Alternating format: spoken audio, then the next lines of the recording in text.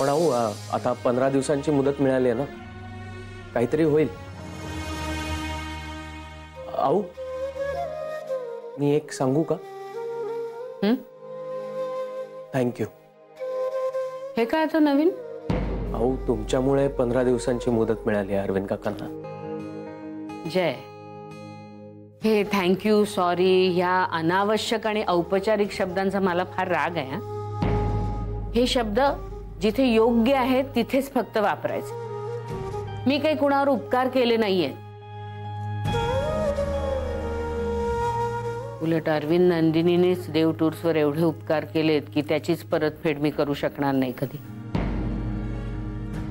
अरे अरविंद सारखी माणसं मिळत नाहीत. आणि अरविंद नंदिनी काय, तुम्ही सगळेच जण इथे नुसतं काम करत नाही, तुम्ही चालवता ही कंपनी. देव टूर्सला तुम्ही पुढे नेता. मी नेहमी म्हणते ना, आपली कंपनी म्हणजे कुटुंब आहे म्हणून. मग माझ्या कुटुंबातली एक व्यक्ती इथून बाहेर निघून गेली तर मला कसं चालेल? आणि आम्ही काकांना जाऊही देणार नाही. आम्ही ऍक्च्युली अहो आदिती मॅडमने आज एक पुस्तक आणलंय सॉफ्टवेअरचं. त्यात बघून 8-10 दिवसात शिकू शकतील अरविंद काका. आणि जर काही लागलंच तर आम्ही सगळे आहोत ना. अख्खा स्टाफ पाठीशी उभा राहील. अहो सॉरी, मी काही जास्त नाही जय, खूप बरं वाटलं मला हे ऐकून. आपल्या कुटुंबातली सगळी माणसं आपल्यातल्याच एकासाठी एवढं सगळं मनापासून करतायत बघून खरंच खूप बरं वाटलं. अरे हेच तर देव टूर्सचं वेगळेपण आहे. आपण सगळेजण एकत्र असतो, एकमेकांच्या सुखदुःखात सहभागी होतो, हो ना? आणि मला खरंच खूप अभिमान आहे याचा.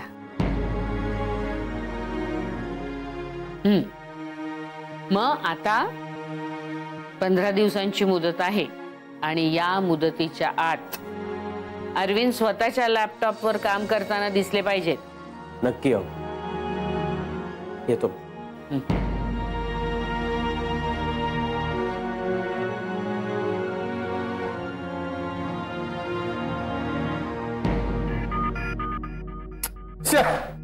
काही जमतच नाहीये. काय झालं अरविंद? मी मोठ्याने रिॲक्ट झालो का? नाही ते ठीक आहे, पण काय झालं? काही जमतच नाहीये. जमेल हळूहळू. पेशन्स ठेवा. आणि ते पुस्तक आहे ना, त्यात वाचायचं आणि त्याप्रमाणे करायचं.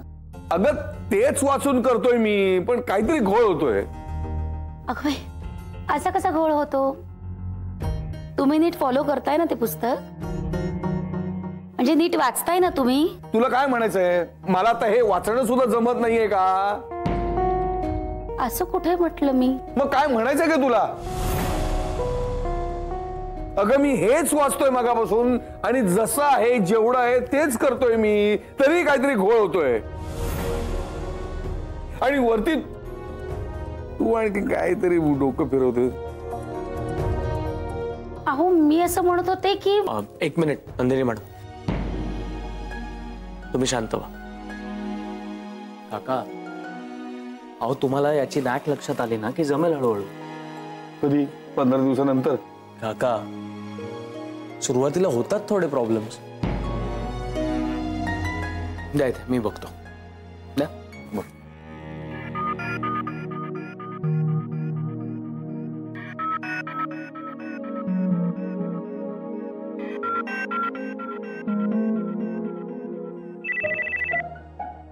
जय, तुझा फोन. हा घेतो नंतर. अरे नंतर घेतो काय? घे फोन घे. काका मला नाही घ्यायचं. अरे घे फोन घे. 2 मिनिटं बोलल्यानंतर काही फरक पडत नाही. माझं जे काय व्हायचं ते होऊ दे. चांगलंच होणार आहे, काहीही वाईट होणार नाही. घे घे तू कॉल घे. घे कॉल घे. बरं घेतो. काका थांबा मी बघते, मी समजावते तुम्हाला.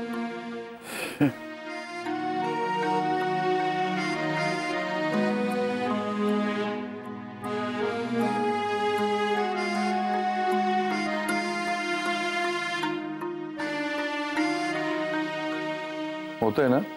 2 मिनिटं धीर धरा ना, करतीये ना ती.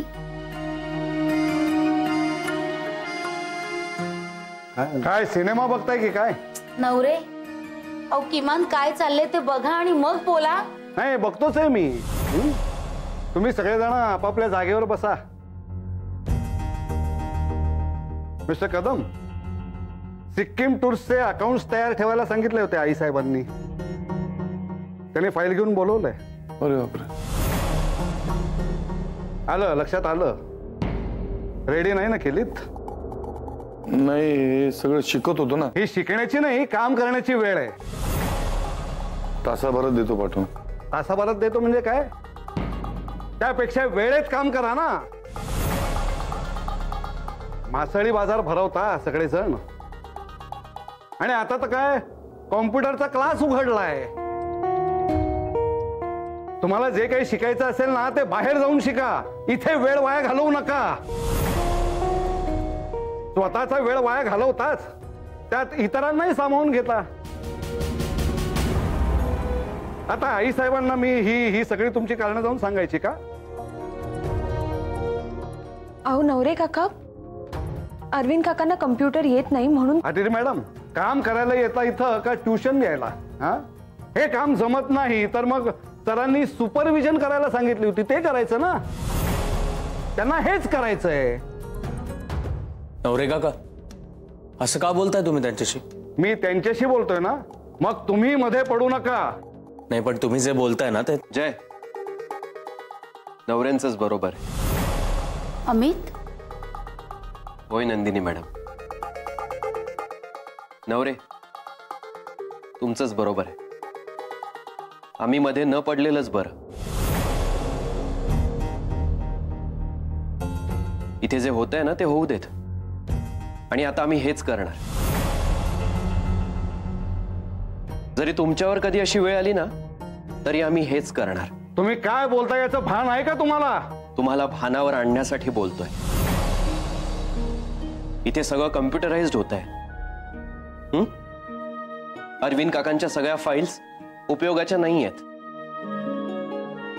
जशा अरविंद काकांच्या फाईल्स उपयोगी नाही आहेत तसं तुमचं मस्टरही उपयोगी नाहीये. निदान आजवर त्यांनी काम तरी केलंय. पण तुमचं काय? आणि म्हणूनच तुमच्या बाबतीत असं घडलं तर आम्ही मध्ये न पडलेलंच बरं, नाही का?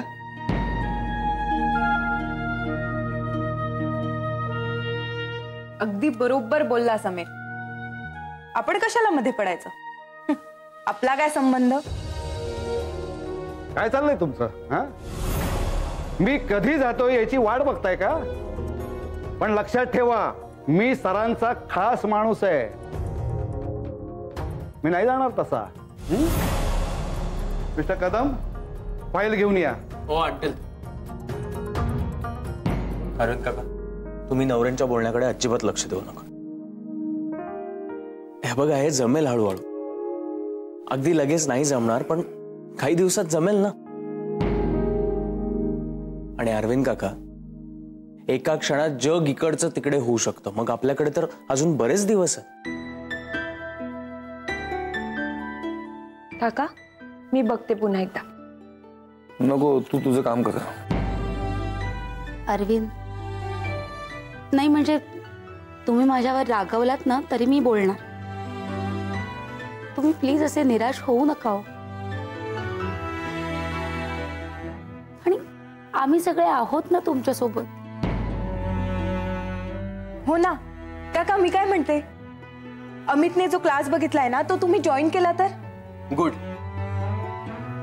काका, आपण लंच मध्ये चौकशी करायला जाऊयात.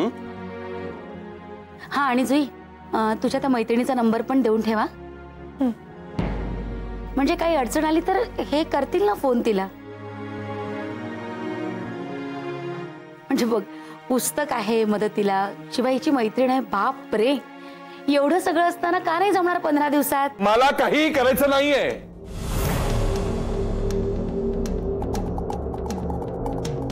मला हे काही जमणार नाही. तुम्ही तुमचं काम करा, मी माझं काम करतो.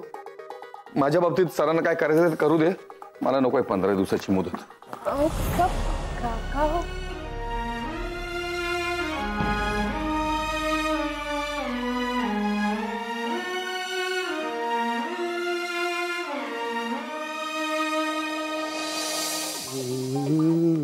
हे चल बाजूला, चल बाजूला चल.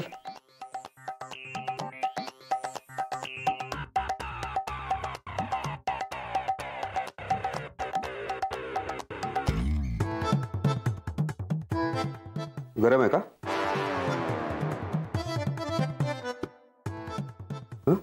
काय झालं नवरे साहेब? तुला काय करायचंय का? तुलाही काही बोलायचंय? कुणी काय बोललं का? अरे मला सांगतायत. कदमांसारखी वेळ जर तुमच्यावर आली तर सोबत कोणीही नसणार आहे. रे पण माझ्यावर अशी वेळ येईलच कशी? करा करा म्हणावं, तमाशा करा, शिकवा त्या कदमांना. पण मी सांगतो काहीही उपयोग होणार नाहीये. कामाची बोंब आणि त्यातून सगळे मिळून त्यांना शिकवतायत. जसे काय सगळे मिळून कॉम्प्युटर इंजिनियरच बनवणार आहेत त्यांना. मी बोलायला गेलो तर मला सुनावलं. बरोबरच आहे. नाही नाही नाही, तुम्हाला सुनावलं ते चूक आहे. पण आता सगळे मिळून कदम साहेबांना साथ देत आहेत ते बरोबर आहे. आता एखाद्याला येत नाही तर शिकवलं पाहिजे ना. आमच्याकडे म्हणतात दान दिलं का ज्ञान वाढतं. म्हणजे बघा, कदम साहेब शिकले सगळं तर त्यांची नोकरी जाणार नाही. आणि एखाद्याच्या पोटावर पाय येत असेल तर मदत करायलाच हवी ना. हातपाय हलवायला हवेत. हो, पण ऑफिसच्या वेळेत हातपाय हलवू नयेत. अहो पण ऑफिसचं काम चांगलं व्हावं म्हणूनच करतात ना सगळे. हे बघ, तू मला शिकवू नकोस. चहा, कॉफी, पाणी देणं हेच तुझं काम आहे. ते व्यवस्थित कर तरच तू इथं टिकशील.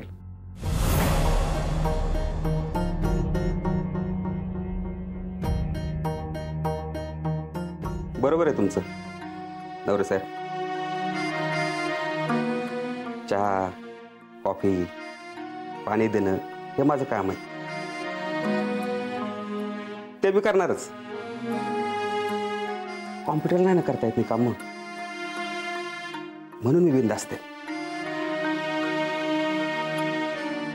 पण समजा उद्या तुमच्या कामाचा प्रश्न आला आणि कम्प्युटरची गरज लागली तर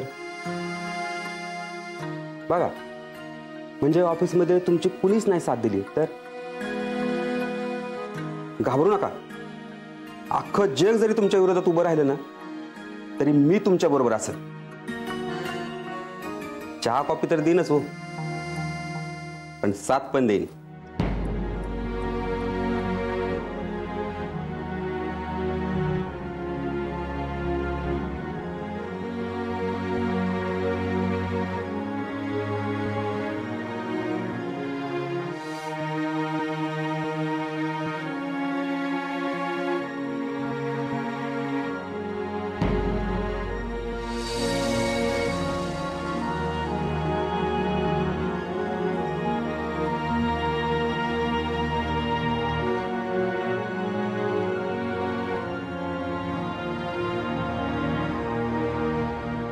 जेवावंसच वाटत नाही.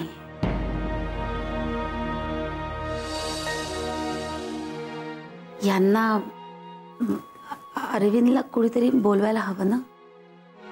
पण नंदिनी मॅडम, तुम्ही बोलवायला गेला होतात ना त्यांना? अगं हो, गेले होते कॉन्फरन्स रूम मध्ये बोलवायला, पण खेकसले माझ्या अंगावर. मला कोणी त्रास देऊ नका असं सुद्धा म्हणाले. आणि मग निघून गेले स्वतःच्या टेबलवर काम करायला. हो, मीही ऐकलं. माझी तर आत यायची हिंमतच झाली नाही. ते चिडले ना की खूप हट्टी होतात आणि मग कोणाचंही ऐकत नाही. कधीही न रागवणारा माणूस जेव्हा चिडतो तेव्हा त्याचा त्रास इतरांना कमी आणि स्वतःलाच जास्त होतो. खरंच खूप हर्ट झालेत काका. नवऱ्यांनी असं बोलायला नको होतं. नाही अगं जुई, नवरे हे कारण आहेच, पण कुठून आणि काय काय सहन करायचं माणसाने. मुलांची परीक्षा सुरू आहे ते टेन्शन, त्यात काल नोकरी जायची वेळ आली होती आणि हे सगळं प्रकरण ज्या पद्धतीने समोर आलं ना ते फारच भयानक होतं. बिचार मग अशी कम्प्युटर जवळ काहीतरी काम करायचा प्रयत्न करत होते, ते सुद्धा जमत नव्हतं. आणि त्यात नवरे वाटेल तसं बोलले. आणि अगं आऊंनी सुद्धा नेमकी तीच फाईल मागितली जी फाईल रेडी नाहीये. त्यामुळे ना असं मनस्ताप झालाय त्यांना, चिडचिड झाले. त्यांना ना जाऊन सांगावंसं वाटतं की तुम्हाला जो काही राग आहे ना, जे काही बोलावंसं वाटतं ना, ते सगळं मला बोला, मी शांतपणे ऐकून घेईन. पण तुम्ही त्रास नका करून घेऊ. Nandini madam, relax. आता या अशा परिस्थितीत आपणच त्यांना सांभाळून घ्यायला हवं ना. मी बोलू का अरविंद काकांशी? हा, जा तू. बघ तुझं तरी ऐकतात का? हा, पण आदिती काही बोललेच तर मनाला लावून नको घेऊस. हा, मी बोलते त्यांच्याशी.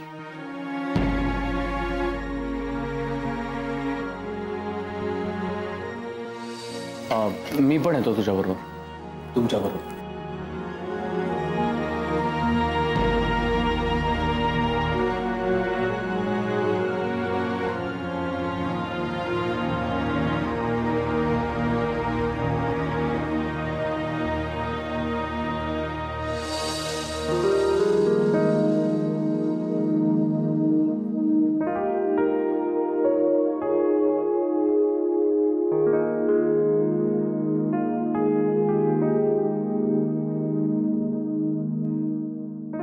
काय चाललंय तुमचं? तुम्ही मला समजावायला आलात का? तर मला काही बोलायचं नाहीये, मला जेवायचं नाहीये, खूप कामं आहेत आणि ती लवकरात लवकर व्हायला हवीत, कम्प्युटरपेक्षा फास्ट. निघा तुम्ही.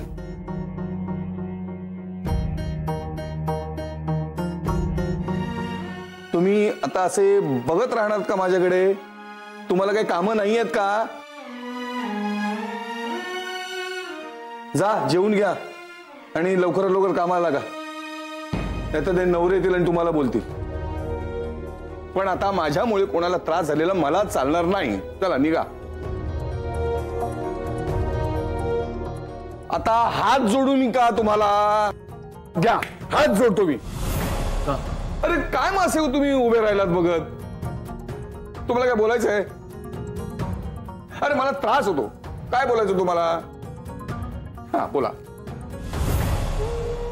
बोला ना, काय बोलायचं तुम्हाला? बोला.